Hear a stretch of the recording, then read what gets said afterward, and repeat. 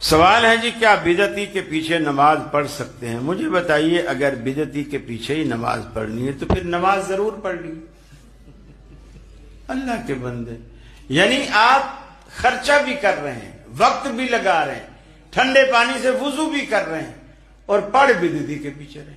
مجھے بتائیے، اگر ڈیرہ غازی خان سے ملتان کی طرف کوئی بس جا رہی ہو، یہیں مسجد کے باہر ہی بس کھڑی ہو جائے اور وہ اعلان کریں کہ جی بس جا رہی ہے، کوئی کرایہ نہیں، مفت، صرف ڈرائیور اندھا ہے، کرایہ نہیں ہے، ڈرائیور اندھا ہے، ایمانداری سے بتائیے آپ میں سے کتنے دل گردے والے ہیں جو پیسہ بچانے کے لیے اس میں بیٹھیں گے؟ حیرت ہوتی ہے، ایک طرف ڈھنڈورا پیٹا جاتا ہے کہ قال اللہ اور قال رسول کی بات ہونی چاہیے، اطیع اللہ اور اطیع الرسول کی بات ہونی چاہیے، قرآن پہ عمل ہو، حدیث پہ عمل ہو، تقلید کوئی چیز نہیں ہے، امام کوئی چیز نہیں ہے، بس قرآن و حدیث ہی کافی ہیں، علماء کو چھوڑ دو، اماموں کو چھوڑ دو۔ اور دوسری طرف جب سوال ہوتا ہے کہ بدعتی کے پیچھے نماز پڑھنا جائز ہے تو کہا جاتا ہے کہ اگر آپ کا دل چاہے تو آپ پڑھ سکتے ہیں۔ تو کیا شریعت پہ عمل کرنا محض اپنی طبیعت پر، رائے پر، رضامندی پر موقوف ہے؟ یہ کس آیت سے اور کس حدیث سے ثابت ہو رہا ہے؟ یہ جواب کیسے معقول ہو سکتا ہے؟ حیرت ہوتی ہے، ایک طرف قرآن و حدیث کے چیمپئن بننے والے اور دوسری طرف من مرضی سے کسی کے پیچھے نماز پڑھنے والے۔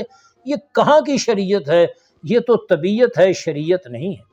اور پھر دوسرا جواب، بدعتی کے پیچھے نماز پڑھنا جائز ہے، دوسرا جواب اس سے بھی عجیب ترین ہے۔ ڈیرہ غازی خان ڈرائیور ہے، وہ اندھا ہے، کرایہ نہیں لے رہا، آخر یہ کوئی قرآن کی آیتیں سنائی جا رہی ہیں؟ یہ کیا بخاری کی حدیث سنائی جا رہی ہے؟ نہیں، محض خواب خیال کی دنیا میں جواب دیا جا رہا ہے۔ وہ شرعی حکم پوچھ رہا ہے، شرعی مسئلہ پوچھ رہا ہے، ہونا یہ چاہیے کہ اسے قرآن و حدیث سے جواب دیا جاتا، لیکن یہاں پر عجیب عجیب باتیں کر کے اس کے دماغ کو مزید خراب کیا جا رہا ہے۔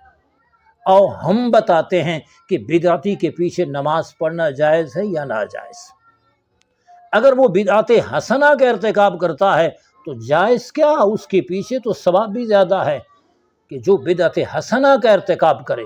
بدعت حسنہ جیسے حضرت سیدنا عمر فاروق رضی اللہ عنہ نے جب دیکھا کہ لوگ تراویح کی نماز با جماعت ادا کر رہے ہیں تو آپ نے فرمایا یہ اچھی بدعت ہے۔ لہٰذا وہ صحابہ کرام تھے، انہوں نے اچھا کام کیا، ایسے لوگوں کے پیچھے پڑنا تو ثواب ہے۔ اور اگر خدا نخواستہ بدعت ایسی ہے جو بدعت سیئہ ہے، بری بدعت ہے، تو ایسی بدعت کا مرتکب اگر نماز کا امام بنے تو اس کے پیچھے بامر مجبوری، اگر کوئی اور امام نہیں ہے تو نماز ہو جاتی ہے، فرضیت ادا ہو جاتی ہے۔ لیکن اگر ایک آدمی بدعت سیئہ کا ارتکاب کر رہا ہے اور وہ بدعت کفر کی حد تک جا رہی ہے تو ایسے بندے کے پیچھے نماز پڑھنا جائز نہیں ہے۔